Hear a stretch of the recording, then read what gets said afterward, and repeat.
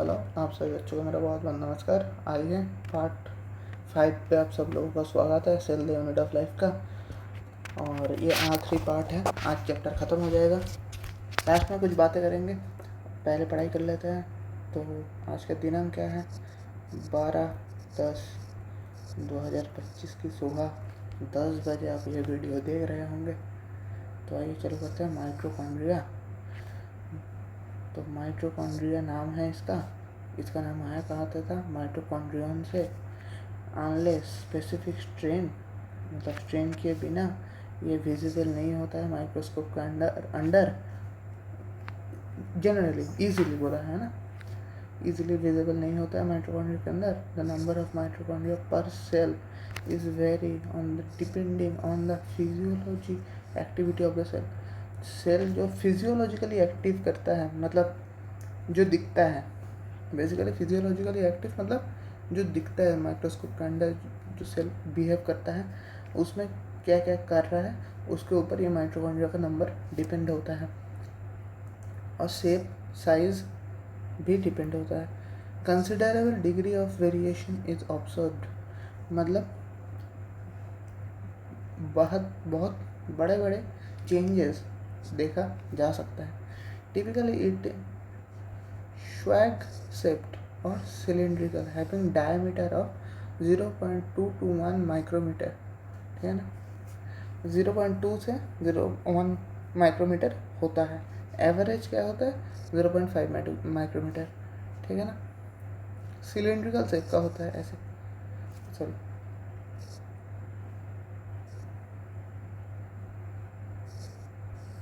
ऐसे शेप का होता है। ये तो मैंने एक बनाया है, समझ लो ऐसे ही कुछ होता है। द लेंथ कितना होता है? 1 से 4.1 माइक्रोमीटर तक होता है। जो मैंने डायग्राम बनाया था,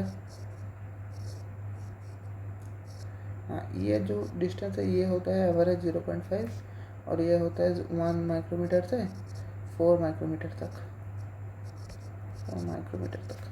each mitochondria is doubled membrane bound structure which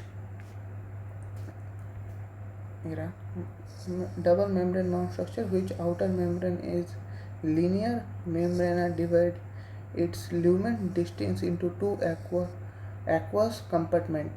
दो एक्वस कंपार्टमेंट में जो दो मेम्ब्रेन होता है वो डिवाइड करता है, ठीक है ना। That is the outer compartmental and inner compartmental, दोनों में डिवाइड होता है। एक आउटर कंपार्टमेंटल होता है, एक इनर कंपार्टमेंटल होता है। तो जो inner compartmental field is dense homogeneous substance are called matrix. जो इनर कंपार्टमेंट होता है उसमें मैट्रिक्स भरा रहता है। The outer compartmental form the continuous limiting boundary of the organelle. जो बाउंड्री है जो आउटर पार्ट है, आउटर कंपार्टमेंट है, वो बनाता है। The inner membrane of the form number of infolding called cristae, crista থেকে आया है, सिस्टा से आया है, सिस्टे कहलाया जाता है। टुवर्ड्स द मैट्रिक्स के तरफ ये फोल्डिंग करता है, ऐसे ऐसे ऐसे ऐसे, है ना। The cristae increase the surface area. मैं अगर 10 मीटर के सरफेस एरिया मतलब क्या होता है? अगर ये 10 मीटर की कॉइल है, मीटर की वायर है, तो मैं अगर 10 मीटर रखूँ स्ट्रेट करके तो वो बहुत बड़ा जाएगा लेगा। अगर ये इसको ही मैंने ये ऐसे ऐसे ऐसे ऐसे कर दिया और 10 मीटर रखा है तो ये कम जगह में ले लेगा, है ना। ये आगे भी कम आएगा सरफेस एरिया, है ना, याद रखना। The two membrane having their own specific enzyme associated with the mitochondrial function। जो दोनों एंजाइम है, ठीक है, वो दोनों अलग अलग फंक्शन करता है, खुद के अलग अलग फंक्शन है। Mitochondria at the site of aerobic respiration. Aerobic respiration जहाँ होता है वहीं माइटोकॉन्ड्रिया पाया जाता है। The produce of the cellular energy in the form of ATP. ATP के फॉर्म में एनर्जी प्रोड्यूस करता है, और इसको पावर हाउस ऑफ सेल भी कहा जाता है क्योंकि ये एटीपी प्रोड्यूस करता है, और एटीपी हम लोगों को बॉडी में एनर्जी देता है। और the matrix is also process a single DNA molecules a few RNA molecules and ribosome को भी मिलता है, सिंगल सर्कुलर DNA मॉलिक्यूल्स में भी पाया जाता है और RNA मॉलिक्यूल्स में भी पाया जाता है, और 70S जो राइबोसोम होता है उसमें भी मिलता है। And the component required for the synthesis of protein, क्या करने में मदद करता है? प्रोटीन सिंथेसिस करने में मदद करता है। Mitochondria divide by fusion, fusion एक प्रोसेस होता है, उसके थ्रू माइटोकॉन्ड्रिया अपने आप को डिवाइड करता है। आइए शुरू करते हैं। प्लास्टिड, प्लास्टिक एक स्पेशल फीचर है जो कि सिर्फ और सिर्फ प्लांट में पाया जाता है। Plastic are found in all plants and in euglenoids, ठीक है। These are easily observe under the microscope, they are large, मतलब जब हम लोगों ने ऊपर माइटोकॉन्ड्रिया पढ़ा तो उसमें तो हम लोग इजीली विदाउट स्टेनिंग नहीं देख पा रहे थे, लेकिन प्लास्टिक में हम लोग देख सकते हैं without staining. They bear some specific pigments, कुछ स्पेसिफिक पिगमेंट्स ये लोग कैरी करते हैं अपने साथ। This impact specific colour of the plant, plants का जो डिफरेंट कलर होता है ये प्लास्टिक की वजह से होता है। Basic based on the type of pigments a plastid can be classified into chloroplast, chromoplast और leucoplast, ठीक है। ये 3 तरह से प्लास्टिक को डिवाइड करा जा सकता है। प्लास्टिक किसमें अंदर, प्लास्टिड किसके अंदर आएगी? क्लोरोप्लास्ट, क्रोमोप्लास्ट या ल्यूकोप्लास्ट में अंदर आएगी। ये जो पिगमेंट कैरी करता है वो डिसाइड करेगा। The chloroplast content chlorophyll, chloroplast जो है क्लोरोफिल कंटेंट करता है। Carotenoid pigment which are responsible for trapping the energy essentially for photosynthesis. Carotenoid जो पिगमेंट है वो क्या करता है? लाइट को ट्रैप करता है, जो एक स्पेसिफिक रेंज की लाइट है उसको ट्रैप करता है। सारे लाइट से फोटोसिंथेसिस नहीं होता है, ये भी गलत कॉन्सेप्ट है कि जब भी सनलाइट पड़ता है तब भी फोटोसिंथेसिस होता है, ये बिल्कुल ही गलत कॉन्सेप्ट है। एक स्पेसिफिक रेंज की लाइट पड़ती है तभी फोटोसिंथेसिस होता है। ये जो फोटोसिंथेसिस चैप्टर आएगा तब मैं पढ़ूंगा। In the chromoplast the fat solve carotenoid pigment like carotene, xanthophyll and other are present, ठीक है। This gives the part of the plant yellow, orange and red. ये क्या क्या करता है? येलो, ऑरेंज और रेड ये दोनों डिसाइड करता है। The leucoplast are the colourless plastic of various size and shape the store nutrient. Leucoplast क्या कहता है? न्यूट्रिएंट स्टोर करते हैं। एम्नियोप्लास्ट स्टोर्ड कार्बोहाइड्रेट, जो कि स्टार्च के फॉर्म में स्टोर करता है। Example potato. Elaioplast stored oils and the fat, whereas the aleuroplast store protein. Aleuroplast क्या स्टोर करता है? Protein. Major of the cytoplasm of the green plants are found in the mesophyll cell. Mesophyll cell में chloroplast जो green है वो mesophyll cell में majorly पाया जाता है of leaf. This is the lens special, these are lens-shaped oval, spherical, disc-coiled, or even ribbon-like organelles having various length, 5 to 10 nanometer, 1 length और width कितना होता है? 2.4 nanometer. Their number are various from 1 per cell of the Chlamydomonas and green algae to the 20 to 40 per cell by mesophyll, है ना भाई? क्या कह रहा है? एक इसका एक सेल में क्लेमाइडोमोनास होता है, एक क्लेमाइडोमोनास होता है। ग्रीन एल्गी में 20 से 40 मेसोफिल होता है, ठीक है। Like mitochondria the chloroplast are also double membranous. Mitochondria की तरह भी क्लोरोप्लास्ट दोनों मेम्ब्रेन की होता है। Of 2 inner chloroplast membrane is related to less permeable. The space is limited by the inner membrane of the chloroplast called stroma. इसके अंदर stroma पाया जाता है। ये रहा, ये जो ब्लैक स्पेस दिखाया हुआ है ये स्ट्रोमा है। A number of organized flattened membrane sac called thylakoid. ये जो स्ट्रक्चर है इसको थाइलाकॉइड बोलता है. ये जो एक स्ट्रक्चर है इसको एक थाइलाकॉइड बोलता है ना. They are present on stroma. Thylakoid arranged in a stack. एक जैसे कोई रैक में सजा होता है ना, stack, like a peel of coins, मतलब बहुत सारा कॉइन एक के ऊपर एक रख दो तो जैसे लगता है. और इसको मिला के, एक को तो थाइलाकॉइड कहता है एक को, और सारे को मिला दिया तो क्या कहता है, ग्राना कहते हैं. ये कहाँ से आया है, ग्रानम से आया है. ये सिंगुलर वर्ड है ग्रानम. ग्राना बहुत तरह को बोलते हैं. और द इंटीग्रल थाइलाकॉइड्स, थाइलाकॉइड एक को बोलता है.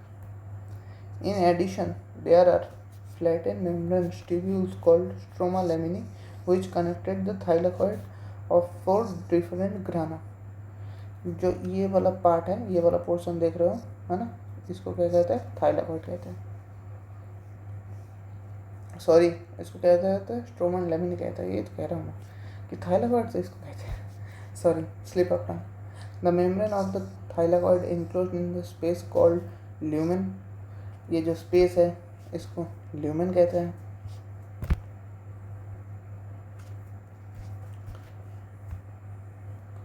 The stroma of the cytoplasm contains enzyme required of synthesis of carbohydrate and protein.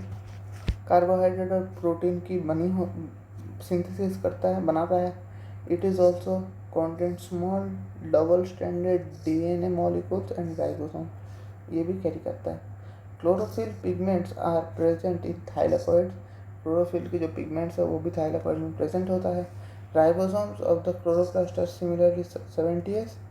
Then cytoplasm of ribosome are 80s. दोनों तरह के राइबोसोम प्रेजेंट होता है. अब आता है राइबोसोम. आइए देखते हैं राइबोसोम की क्या function. Ribosome are granular structure. ठीक है, ये राइबोसोम की स्ट्रक्चर दी हुई है. First observe under electron microscope as a densely particle by Giorgio Palade in 1953. They are composed of ribonucleic acid, RNA कहते हैं इसको, and protein and not surrounded by any membrane. कोई membrane से surrounded नहीं है. The eukaryotic ribosome are 80s while other the prokaryotic ribosome are 70s. Each, मैंने ये पहले ही बताया था जो राइबोसोम मैंने एक्सप्लेन की था. Each ribosome has 2 subunits, large and small subunit. The 2 subunits are 80s. Of 80s ribosome are 60s and 40s, while that the 70s ribosome are 50s and 30s. ACE is Swedberg unit. U stand for sedimentation of coefficient. It is indicate the measure density and size of both 70s and 80s ribosome are composed of 2 subunit. ये मैंने अच्छे से, ये जो पढ़ा दिया हुआ है ये एक 2 मिनट का शॉर्ट्स डला हुआ है.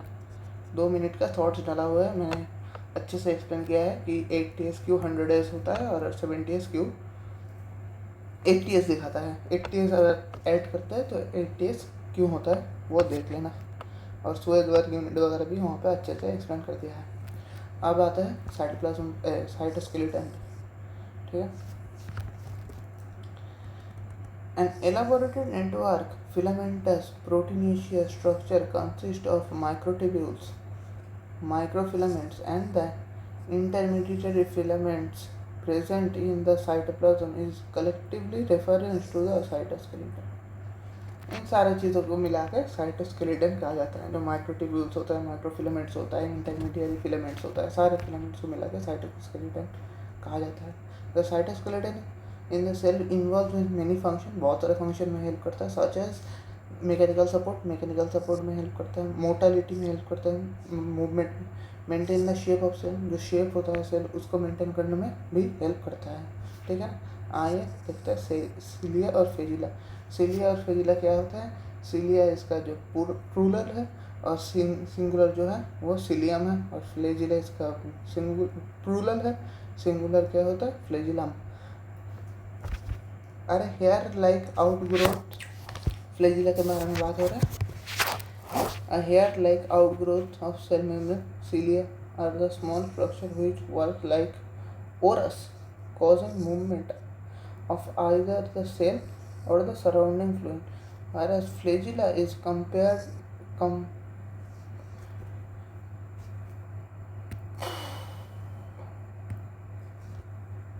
आइए देखते हैं, sorry, flagella are compatible, longer and responsible for cell movement. Flagella क्या करता है, सेल मूवमेंट में हेल्प करता है। Prokaryotic cell of bacteria is also process flagella, but this are the structural difference from eukaryotic cell of flagella. जो prokaryotic cell में भी flagella पाया जाता है और यूकैरियोटिक सेल में भी फ्लैजिला पाया जाता है, लेकिन जो यूकैरियोटिक सेल में पाया जाता है और प्रोकैरियोटिक सेल में जो फ्लैजिला होता है उसमें स्ट्रक्चरल डिफरेंस पाया जाता है। The electron microscope studies of Cilium and flagellum shows that they are covered with plasma membrane. Plasma membrane को हम लोग और नाम से जानते हैं, सेल मेम्ब्रेन से ये लोग सिलिया हो जाए या फ्लैजिला हो जाए, ये प्लाज्मा मेम्ब्रेन से सराउंडेड होता है। They are the core cell, sorry, they are core called the annexoneme, and the process a number of microtubules running parallel to the long axis. The annexoneme usually has 9 double or radial arrange of periphery microtubules and a pair of centrally located microtubules. मतलब बीच में जो located है वो microtubule है। Such an arrangement of the annexomal microtubule is referred as 9+2. 9+2 की form में array एक form होता है, टाइप होता है अरेंजमेंट का। ये देखिए 9+2, 1 2 3 4 5 6 7 8 9 +2 है ना, समझ में आ गया। ये 1 है, ये 2 है, ये 3 है, ये 4 है, 5 है, ये 6 है, ये 7 है, ये 8 है, ये 9 है और ये 2 है। इसको कहते हैं एरे, इसको कहते हैं 9+2 अरेंजमेंट। ठीक है,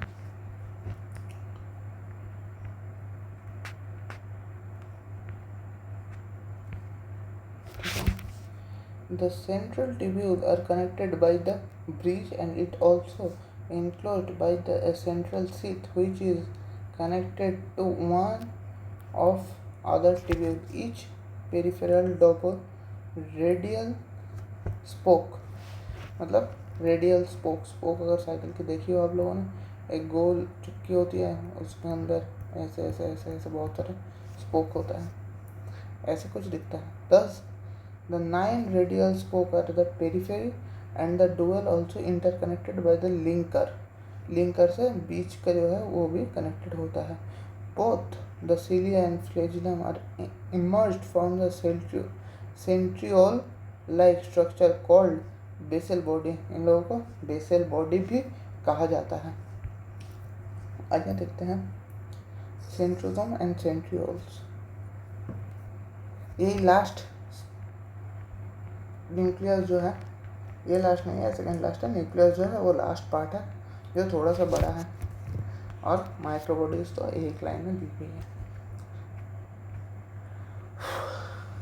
आज के लिए थोड़ा सा स्पीड में जा रहा है, हो सकता है अगर स्पीड ज़्यादा लगे तो ये 0.5x पे कर लेना, अरे सॉरी 0.75 में कर लेना, 0.5 में करने की ज़रूरत नहीं है, तो अजीब से लगेगा। तो 0.75 में कर लेना। जहाँ पे स्पीड लग रहा है मैं थोड़े से खींच के बढ़ा रहा हूँ क्योंकि वही सिलेबस भी ख़त्म करनी है ना। और ठीक है, लास्ट में बात करते हैं, पहले काम ख़त्म करते हैं, है ना।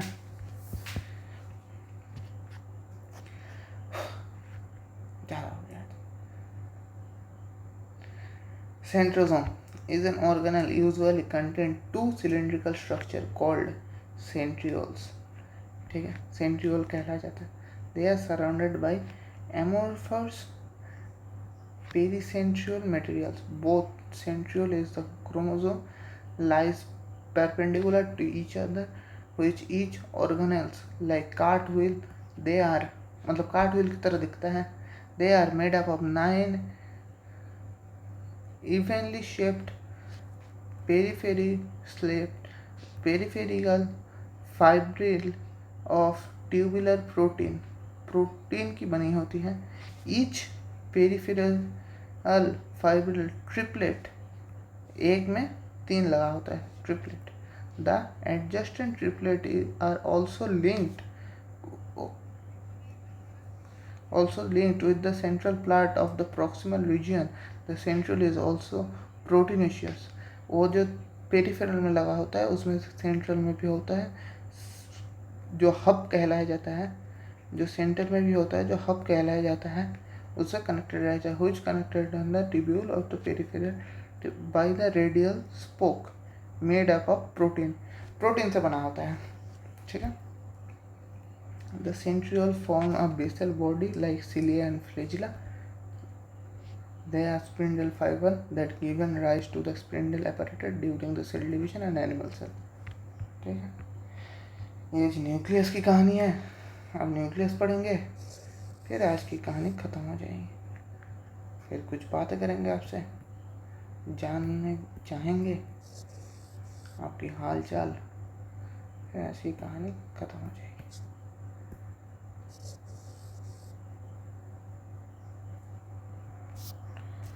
Nuclear cell organelle which first discovered by Robert Brown. ठीक है. ये पहले लेक्चर में हम लोगों ने पढ़ा था. रॉबर्ट ब्राउन ने 1831 में डिस्कवर किया था. Later the material of nuclear strand by the basic dyes was given name as chromatin by the Flemming साहब ने इसको जो है स्टेन करके, मतलब अच्छी तरीके से स्टेनिंग करना, जो ग्राम स्टडी में पढ़ाया था वो स्टेनिंग कहलाया जाता है. जो किसी भी ऑर्गेनल के ऊपर, किसी भी सेल के ऊपर कोई भी एक डाई डाला जाता है. डाई डालने के बाद वो ज़्यादा विजिबल हो जाता है माइक्रोस्कोप के अंदर. Interphase nucleus of cell which is not dividing has highly extensive elaborative nuclear protein fibers called chromatin, nuclear matrix and one more spherical body is called nucleoli, और इसका सिंगुलर क्या होगा, न्यूक्लियोलस, जो कि फिगर 8.11 पे भी दिखाया गया है. ठीक है ना. Electron microscope has revealed that the nuclear envelope which consists of two parallel membrane with a space between 10 to 15 nanometer called as perinuclear space. जो दो इसके ऐसे होता है और इसका जो स्पेस होता है वो 10 से 50 नैनोमीटर में होता है. Form the barrier between the material present inside the nucleus and that to the cytoplasm. ये क्या करता है, साइटोप्लाज्म और न्यूक्लियस के बीच में बैरियर क्रिएट करता है. The outer membrane is also usually remain continuous with the endomembranic reticulum and also bear ribosome on it. Ribosome भी ये bear करता है. At a number of places the nuclear envelope is interrupted by mini pores. ठीक है ना. Mini ports के through ये communication exchange करता है. which are formed by the fusion of its own two membrane. दो मेम्ब्रेन में ये फ्यूज्ड होकर रहता है. The nucleus pores are the passage through which the movement of RNA and the protein molecules that take place in both direction between nucleus and cytoplasm. Normally there are only nucleus per cell. Varieties the number of nucleus also frequently observed किया जाता है. Can be recollected the name of organelles having more than one nucleus per cell. Some mature cells lack nuclear. Example erythrocyte. Many mammals and sieve tube are the cell which is vascular plant would consist of the cell as living. The nuclear matrix is the nucleoplasm containing the nucleolus, chromatid. The nuclear are spherically structures present in the nucleoplasm. The content of the nucleolus in the continuous with the rest in nucleoplasm. At it not a membrane bound structure. ये कोई membrane bound structure नहीं है. It is the site for the active of ribosomal RNA synthesis. Large of the more numerous nuclei are present in the cell actively carrying out protein synthesis. ये protein synthesis में मदद करता है. अब कहाँ कहाँ पे प्रेजेंट होता है न्यूक्लियस वो भी देख लो. ये पार्ट वैसे मैंने अगले चैप्टर में पढ़ाना था, लेकिन ठीक है यहाँ पे पढ़ लो. अगले चैप्टर में फिर ये पार्ट आ जाएगा. इसमें और सफाई से ये मेटासेंट्रिक, सब मेटासेंट्रिक, एक्ट्रोसेंट्रिक क्यों होता है वो और अच्छे से पता चलेगा, क्योंकि उसमें सेल डिवीजन है ना, सेल कैसे डिवाइड करता है ये सब आता है इसलिए. और यू में recall the interface of the nuclear has loose the indistinct network of nuclear protein fibers called the chromatid. ठीक है, क्रोमेटिक जो कहलाता है वो जो न्यूक्लियर प्रोटीन है उसको क्रोमेटिक कहलाया जाता है. But during the different stage of the cell division cell source the structural chromosome in place of nucleus. Nucleus के प्रेजेंट में क्या रहता है, क्रोमोसोम रहता है. Chromatic content DNA and some basic protein called histone. Some non histone protein are also called RNA. Single human cell has approximately 2 meter long thread of DNA distributing among the 46 and 23 pairs. ये तो हम लोग जानते हैं. Chromosome हमारा human cell में 46 होता है, 23 पेयर होता है. You study the details of DNA packaging in class 12. Class 12 की जो जेनेटिक्स चैप्टर है उसमें अच्छे से मजा आएगा उसमें पढ़ने में. Every chromosome is visible. Every chromosome visible only during cell division. Essential has a primary constructor and centromere. On the other side, the disc-shaped structure called kinetochore. ये रहा disc-shaped structure kinetochore कहा जाता है. Centrosome holds 2 chromatid. ऐसा ये chromatic कहलाता है. Based on the position of the centrosome, chromosome can be classified into 4 types. एक होता है मेटासेंट्रिक, एक होता है सबमेटासेंट्रिक, एक होता है एक्रोसेंट्रिक, एक होता है टेलोसेंट्रिक. जो मेटासेंट्रिक है वो अगर 2 क्रोमोसोम है, ये अगर 2 क्रोमोसोम है, अगर बीच में न्यूक्लियस है ये होता है मेटासेंट्रिक. अगर थोड़ा सा नीचे है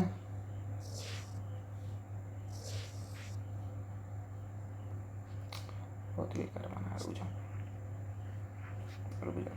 बहुत बेकार बना है ना. हाँ क्या क्या पढ़ रहे थे, मेटासेंट्रिक, सब मेटासेंट्रिक, एक्रोसेंट्रिक और टीलोसेंट्रिक. अगर ये क्रोमोसोम है,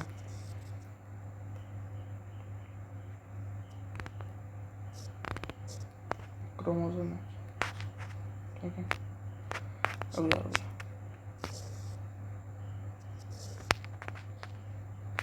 ये क्रोमोसोम है और यहाँ पे न्यूक्लियस है, इसको मेटासेंट्रिक कहेंगे. और ये क्रोमोसोम है और इसके नीचे थोड़े से नीचे बड़े से दिखाता है. अरे यार हो जा, बेइज्जती हो रहा है.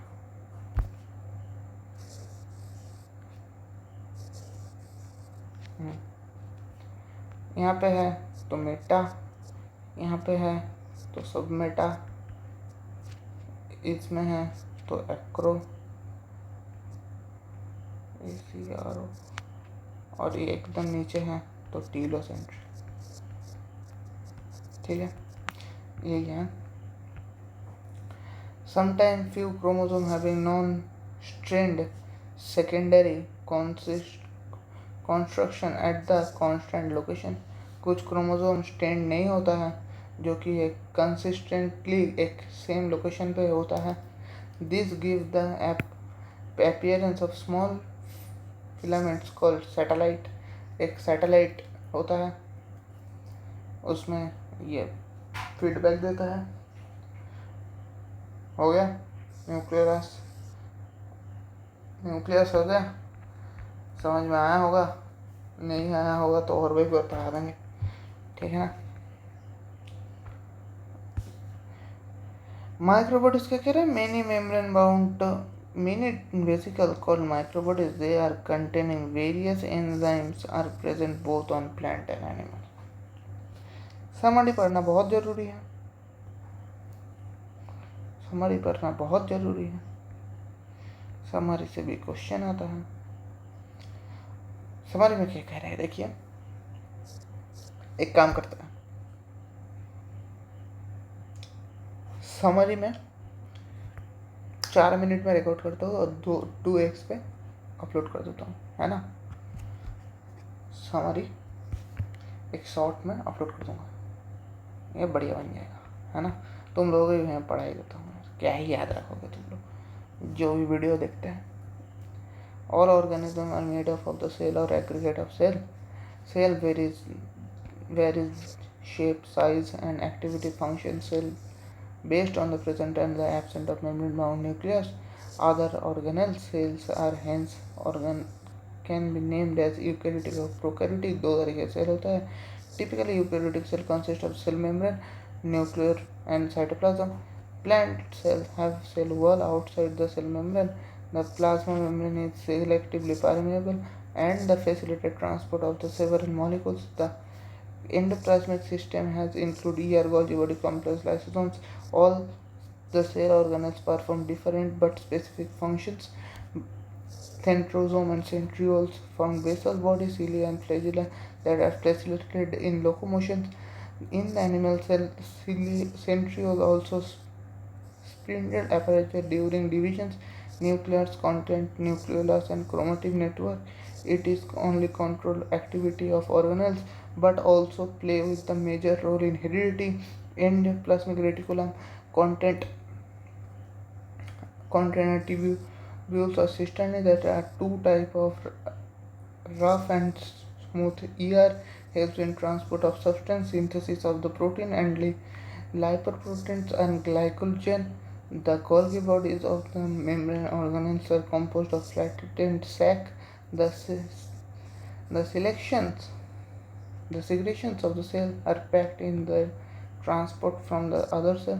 Lysosomes are single membrane structure containing enzyme for the digestion of the macromolecule। Ribosomes are involved in the protein synthesis। These occur free space in the cytoplasm associated with ER।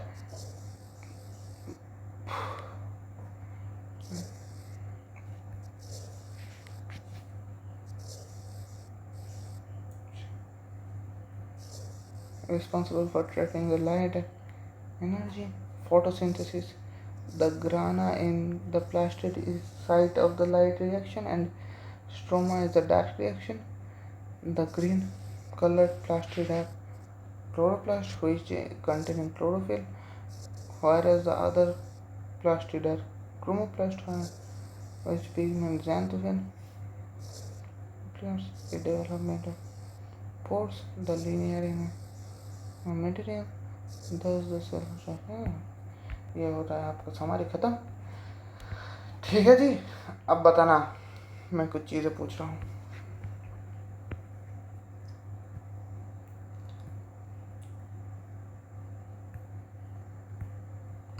पहली बात, कैसी लगी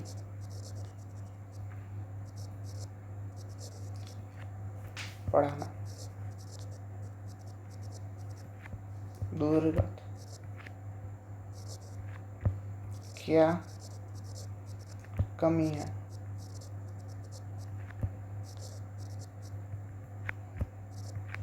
तीसरी चीज, मैं सोच रहा हूँ, बता देता हूँ पहले फिर लिखता हूँ। मैं सोच रहा हूँ कि जो अगले चैप्टर इस तरफ एक मतलब ऐसे अगर पेज है तो मैं NCERT को डिवाइड कर लूँ, ठीक है। यहाँ पे NCERT की स्क्रीनशॉट लगाऊँ, यहाँ पे उसकी कुछ क्वेश्चन लगाऊँ, जो भी हो सकता है, और नहीं तो यहाँ ब्लैंक छोड़ दूँ, ये पेपर ब्लैंक छोड़ दूँ ताकि एक्सप्लेन करने में हेल्प हो जाए, ठीक है। जहाँ पे क्वेश्चन लगाऊंगा उसमें तो यहाँ पे ही हेल्प हो जाएगा, यहाँ से लिख लेंगे, उसके नीचे वाला पोर्शन छोड़ देंगे, ठीक है। एक पेपर को क्रॉप कर देंगे, ज़्यादा नहीं करेंगे, छोटा सा एक स्क्रीन क्लिप कटेंगे, उसको थोड़ा सा छोटा कर देंगे, छोटा करके एक तरफ बिठा देंगे, 2-3 क्वेश्चन हर पॉइंट से, हर पेपर से करते हैं, ऐसे कुछ, ठीक है। और ये आइडिया कैसा लगा बताना। ये तीसरे क्या लिखो, idea explain below, idea from next lecture कैसा लगा। चौथी बात, क्या NCERT लाइन बाई लाइन ही पढ़नी है या एक प्रॉपर नोट्स लेक्चर ऐसे पढ़ाऊँ। नोट्स लेक्चर और NCERT लाइन बाई लाइन। पांचवा, ये जो क्वेश्चन है इसका सॉल्यूशन तुम लोग खुद कर लोगे कि मैं करके दे दूँ।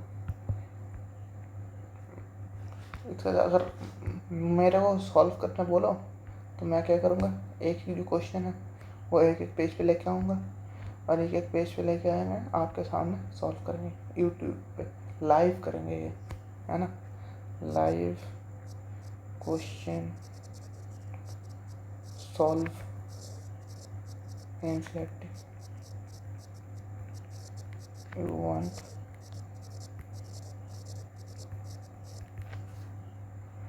बस इतना ही है, और कमेंट में ज़रूर बताना ये सब चीज़ें मैंने पूछी है। और अब से ना इतनी बड़े लेक्चर नहीं खींचेंगे। एक तो बीच में मेरा कुछ काम आ गया था, मेरा काम क्या आ गया, आप लोगों को बताइए कि मैं BPT की फर्स्ट ईयर में पढ़ता हूँ, तो उसके तैयारी में कुछ सर्टिफिकेट वगैरह आ गया था और कुछ हेल्थ इश्यूज हो गया था, मेरे को बुखार हो गया था बेसिकली, तो इसलिए रिकॉर्ड नहीं कर पा रहा था, गला गया था, बहुत ख़राब था, इसीलिए बीच में गैप भी हो गया। तो एक इतना तो पहली बात तो इतना गैप नहीं होगा, और दूसरी बात इतनी छोटे छोटे लेक्चर 20 मिनट का लेक्चर नहीं रखेंगे, मैंने ज़्यादातर 20 मिनट का ही लेक्चर रखा है, 20 मिनट का लेक्चर नहीं रखेंगे, बड़ा लेक्चर रखेंगे, करीब करीब 1 घंटे की एक लेक्चर, है ना। तो क्या हो जाएगा, 2 लेक्चर में एक चैप्टर ख़त्म हो जाएगा, ठीक है। क्योंकि देखो अगर 5 चैप्टर करने जाए, मतलब एक चैप्टर में 5 लेक्चर ले ले तो बहुत टाइम लग जाएगा। मतलब 30 चैप्टर है, 29 चैप्टर है, 30 ही मान लो, क्योंकि एनिमल किंगडम एक में ही बहुत सारे चैप्टर है, जेनेटिक्स बहुत बड़ा चैप्टर है, जेनेटिक्स में 2 है, तो वो बहुत बड़े बड़े चैप्टर है, उसमें तो एक घंटे की अगर क्लास लो, उसमें तो 1.5 घंटे की क्लास लेना पड़ेगा, क्योंकि उसमें अगर एक घंटे की क्लास ले तो पता नहीं ज़माना लग जाएगा। आपका 4th में कोई एग्ज़ाम है, 3rd में कोई एग्ज़ाम है, सॉरी 3rd में कोई एग्ज़ाम है, 3rd में से पहले तो सिलेबस नहीं खत्म होगा, तो 30 चैप्टर है, 30 में अगर 5-5 लेक्चर करेंगे तो 150 लेक्चर होता है, तो अब से तो शायद 150 दिन बचा भी नहीं होगा, है ना। कितने दिन बचे हैं, और करीब करीब मान लो नवंबर, दिसंबर, जनवरी, फरवरी, मार्च, अप्रैल, 6 महीने बचा है, ठीक है, 6 महीने बचा है, 6 × 30 कर दो, कुछ ज़्यादा ही हो जाए, 180 दिन। अगर 150 दिन रोज़ वीडियो डालो तो ही ख़त्म हो सकता है, अगर 5-5 लेक्चर ले ले तो रोज़ वीडियो डालना मेरे लिए भी पॉसिबल नहीं है, क्योंकि मैं ट्रैवल भी करूँगा, घर भी जाऊँगा, बीच में छुट्टी भी हम लोगों को आएगा, एग्ज़ाम भी ख़त्म हो रहा है हम लोगों के, तो पॉसिबल नहीं है। बी रियलिस्टिक, 150 दिन 180 दिन में अगर 150 दिन डालना बोलो, ये कहीं पे पॉसिबल नहीं है। तो आपको रिवीजन भी करवाना है, इसलिए मैं सोच रहा हूँ 1-1 घंटे की क्लास लेते हैं इसके बाद से। क्योंकि अगर सेल साइकिल अगर ले ले 1 घंटे की, सेल साइकिल 1 घंटे की ले ले तो ख़त्म हो जाएगा। ठीक है, पहले छोटे छोटे पार्ट को निपटा देते हैं, है ना। मैंने बोला था कि मार्केट स्टैंडर्ड फॉलो करेंगे क्या, एनसीईआरटी के स्टैंडर्ड। पहले जो छोटे छोटे चैप्टर है 11 के वो निपट लेते हैं। यानी बड़ा चैप्टर कौन सा है? स्ट्रक्चर ऑर्गेनाइजेशन बड़ा चैप्टर है। एनिमल किंगडम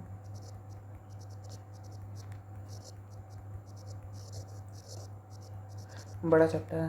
ये दोनों ही ऊपर ऊपर से तुम्हारे को दिमाग में जितना आ रहा है, ये दोनों ही बड़ा चैप्टर है।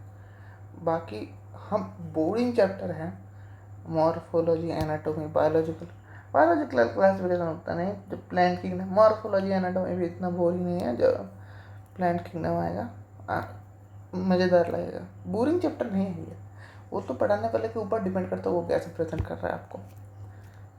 तो देखते हैं, 150 लेक्चर नहीं लेंगे, एक लेक्चर लेंगे और ज़्यादा टाइम के लिए लेंगे थोड़ा सा। ठीक है, थैंक यू। आज जैसे 40 मिनट के लेक्चर हो गए, 41 मिनट का लेक्चर हो गया। ये तो पहले आपको 7 पॉइंट पहले का जो पार्ट है न्यूक्लियस के ऊपर वाला पार्ट जो है यहाँ तक, सीलिया और फ्लैजिला तक तो मैंने बहुत खींच के पढ़ाया। उसके बाद मैंने तमीज़ से पढ़ाया है तक, एक कह नहीं सकते हो तुम लोग। यहाँ तक आप लोग 7.5x पे देख लेना, 7.5x पे देख लेना। इसके बाद नॉर्मल स्पीड पे देखना, नॉर्मल बिलो नॉर्मल स्पीड। ठीक है ना। अगर दिक्कत हुई तो, क्योंकि आप लोगों को तो आदत होती है 2x पे देखने की, और ये पे 2x तो ज़्यादा नहीं पढ़ाया होगा, है ना।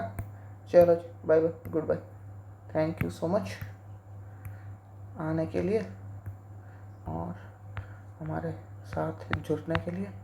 Thank you so much, thank ji. अरे यार,